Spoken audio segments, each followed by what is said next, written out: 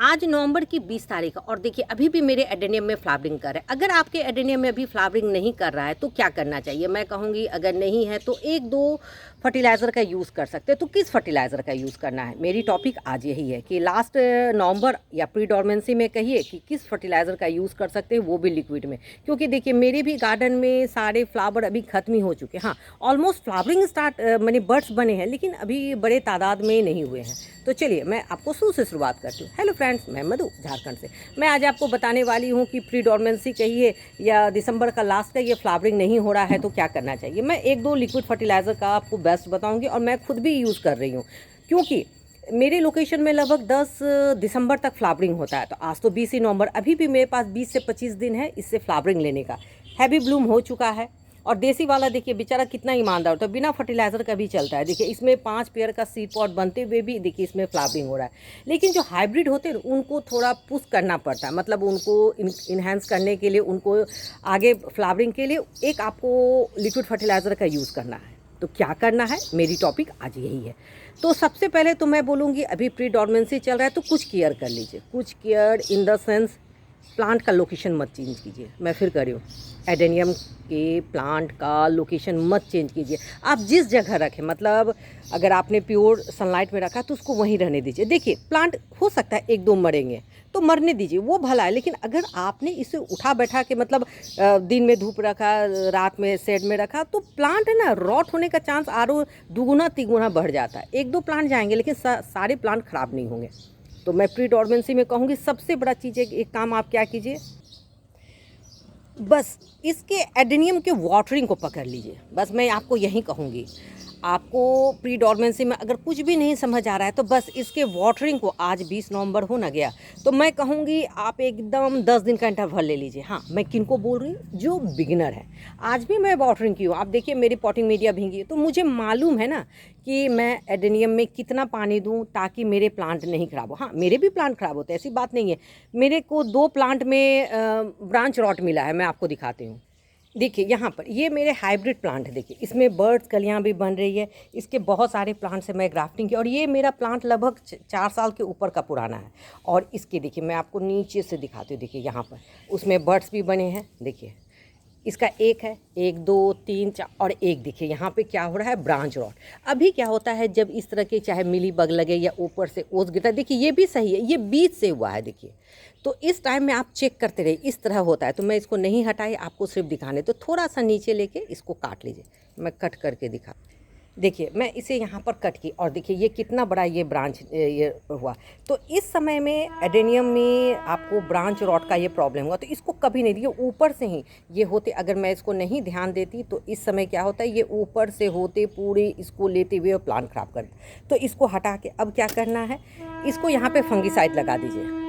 तो अभी तो मैं नहीं लाई हूँ फंगिसाइड, मैं लगा दूँ, लेकिन हाँ इसको कभी ओपन नहीं छोड़िएगा, मैं फिर कह रही हूँ। और अगर हल्दी और सेरेमिक का कहिए तो मुझे इसका यूज़ का रिज़ल्ट उतना अच्छा नहीं मिलता है, इसलिए मैं साफ फंगिसाइड पे ज़्यादा बिलीव करती हूँ। और देखिए इसके नेक्स्ट ब्रांच में फ्लावरिंग है। देखिए तो एडेनियम में ये होता है, ये प्लांट कब खराब, उसके पहले एक ही मेरा यहाँ पे ब्रांच खराब हुआ था। देखिए मैं ये भी आपको दिखाया। तो इस टाइम में क्या होता है, आपको ऊपर से प्री डोरमेंसी में आपको ब्रांच रॉटिंग का प्रॉब्लम होगा। जबकि देखिए मेरी पॉटिंग मीडिया में अभी इसमें पानी नहीं है, क्योंकि एक बार मैं इसके ब्रांच रॉट को की थी तो मैं अभी छोड़ दी हूँ। तो इस टाइम में आपको थोड़ा सा, बस मैं यही कहूँगी, थोड़ा नहीं पूरा पानी पे एकदम कंट्रोल। अगर आपने पानी पे कंट्रोल नहीं किया तो एडेनियम कब आपके गार्डन से बाय बाय होगा आपको पता भी नहीं चलेगा। मेरे बहुत हुए हैं, इसलिए मैं आपको बता रही हूँ। अब तो मुझे करते करते एक्सपीरियंस हो गया, तो मुझे पता है ना कि मेरे को प्लांट को कैसे सर्वाइव कराना है। हाँ, मैं यही कहूँगी कि इस समय एडेनियम को सिर्फ उसके वाटरिंग को पकड़ना। एडेनियम देखिए 2 ही समय ख़राब होता है, मैं फिर बता रही हूँ और ये मैं बार बार कहती हूँ। एडेनियम सिर्फ 2 सीज़न में ख़राब होता है, एक विंटर एक मानसून। एक विंटर एक मानसून। मानसून में ओवर वाटर एक्सेस जब पानी पड़ता है उसके कारण, और विंटर में क्या होता है टेम्परेचर कम के कारण, मतलब एक हैवी पानी के चलते और एक होता है टेम्परेचर का। क्योंकि देखिए एडेनियम एक सकुलेंट फैमिली का है, उसको दोनों चीज़ नहीं चाहिए, उसको टेम्परेचर भी हाई चाहिए और उसको पानी कम चाहिए। लेकिन विंटर में क्या होता है, टेम्परेचर हम लोग का रात का 10 के पास चला ही जाता है, बस एडेनियम के लिए बहुत ख़तरनाक है।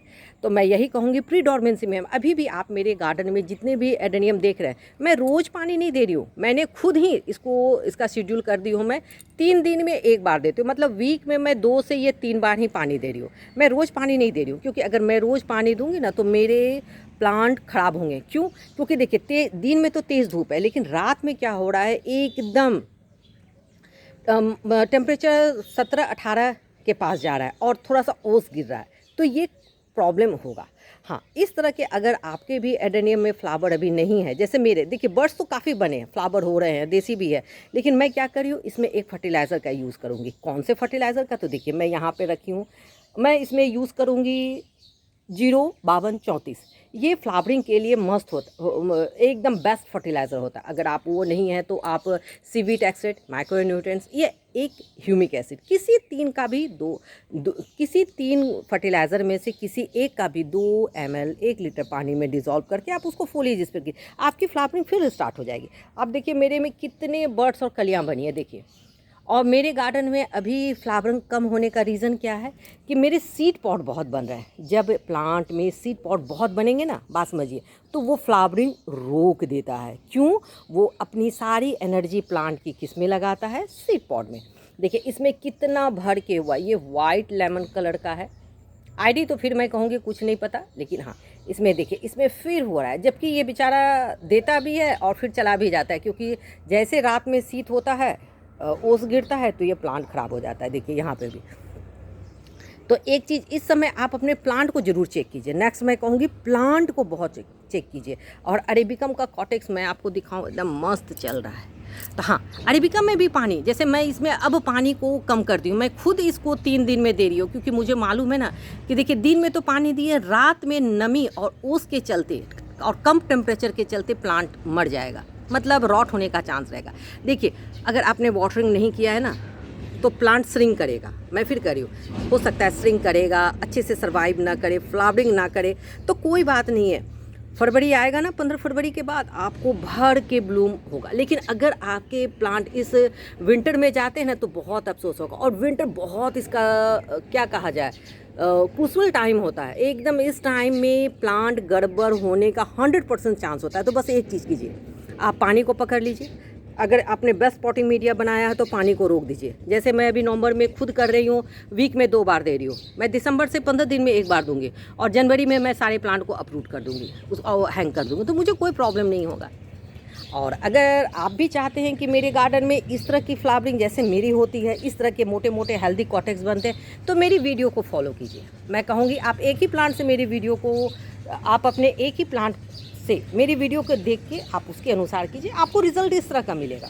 और देखिए 05234 ये एक NPK है, केमिकल है, बहुत अच्छा इसका रिजल्ट मिलता है। और देखिए इसमें कितना सीड पॉट बना है। जब आपके प्लांट में 8-10 सीड पॉट बनेंगे ना, तो आप समझ जाइए कोई सीड पॉट कंप्लीट नहीं होंगे। तो मतलब 2 ही रखिए तो सही है। और ये इस प्लांट के, मेरे हाइब्रिड के सारे सीड पॉट को मिलीबग ने खाऊ के ख़त्म कर दिया है। और देखिए सारे टेढ़े मेढ़े हो रहे हैं, तो ये सर्वाइव नहीं करेगा। लेकिन मैं छोड़ दी हूँ, जाओ कुछ भी रहा तो ठीक, और नहीं रहेगा ये मैं जान रही हूँ। क्योंकि सीड पॉट सबसे अच्छे और हेल्दी मेच्योर होते हैं जब आपके मार्च में लगते हैं, मतलब गर्मी के टाइम के सीड पॉट बहुत अच्छे हेल्दी अभी होंगे भी ना, तो वो 15 फरवरी तक मैंने क्या बोले, मैं दिसंबर में वो ख़राब हो जाएगा। तो चलिए मैं आपको बताती हूँ कि फर्टिलाइज़र कैसे देना।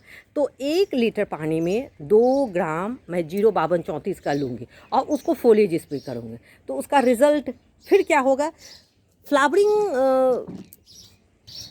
फोलिएज स्प्रे से क्या होता है, प्लांट है ना, देखिए यहाँ पर ये है 05234। देखिए मैं इसका 2 ग्राम लेती हूँ, मैं लेके दिखाती हूँ। तो ये मेरा 2 लीटर का स्प्रे बोतल है, तो मैं इसमें 4 ग्राम ली हूँ। देखिए ये टीस्पून है, ले ली। ये वाइट कलर में आता है, मेरे पास तो वाइट है, अब पता नहीं और कितने कलर में आते हैं। इसको लेके इसको डिज़ोल्व करके, देखिए मैं इसे इसमें स्प्रे बॉटल में डाल ली और इसको फोलिएज करना है। तो फोलिएज स्प्रे कैसे क्या होता है, प्लांट बहुत जल्दी है ना उसको ले लेता है। मैं आपको दिखाती हूँ। तो बस इसको लेके फोलिएज स्प्रे करना है। देखिए मैं अपने इसमें जो 7 मंथ के बेबी एडेनियम मैं इसमें भी कर रही हूँ, क्योंकि इसमें बहुत सारे में मेरे बर्ड्स और कलियाँ बनी हैं। देखिए आपको, देखिए 7 मंथ के एडेनियम में देखिए आपको बर्ड्स कलियाँ दिखे, तो बस इसको आप दे दीजिए तो आपकी जो क्या होगा फ्लावरिंग में इन्हेंस करेगा। देखिए मैंने जो यहाँ पे ग्राफ्टिंग किया मैं उस पर भी दे रही हूँ और सारे प्लांट में। हाँ, अब ये फर्टिलाइज़र आपको देना कब है, तो मैं कहूँगी मॉर्निंग में आप इसको 6 बजे के पहले दीजिए या शाम में 5 के बाद, लेकिन दिन में मत दीजिए। मैं तो आपको वीडियो बनाने के लिए दिखाने के लिए मैं दे रही हूँ। और सारे प्लांट में लीफ के ऊपर, प्लांट में, बर्ड्स कलियाँ सब में दीजिए, कोई दिक्कत नहीं है। हाँ, अगर आप बिगिनर हैं तो मैं कहूँगी 05234 का जो मैं 2 ग्राम बताई, आप उसका 1 से 1.5 ग्राम लीजिए। अब मान लीजिए सपोज दैट आपको मेज़र नहीं करने आ रहा है कि 1 ग्राम कितना है, तो मैं आपको बताती हूँ। ये ऐसे ये चुटकी होता है, देखिए मैं आपको फिर ये चुटकी ऐसे करके आप लीजिए, क्या इसमें जितना आ रहा है, फिर मैं क्या करूँ, जितना इसमें आ रहा है आपका फर्टिलाइज़र वो हो गया आपका 1 पिंच। 1 पिंच मतलब 1 ग्राम, 1 पिंच मतलब 1 ग्राम। देखिए मैं आपको दे के दिखाती हूँ। देखिए यहाँ पे मैं रखी हूँ, तो पिंच, 1 पिंच कितना होता है, इतना। आपके इस पिंच में जितना आ रहा है ये मतलब आपका 1 ग्राम हुआ। तो आप इससे भी मेज़र कर सकते हैं। अगर 2 चुटकी ले रहे हैं तो आपका हो गया 2 ग्राम, 1 चुटकी ले रहे हैं इन द सेंस 1 ग्राम।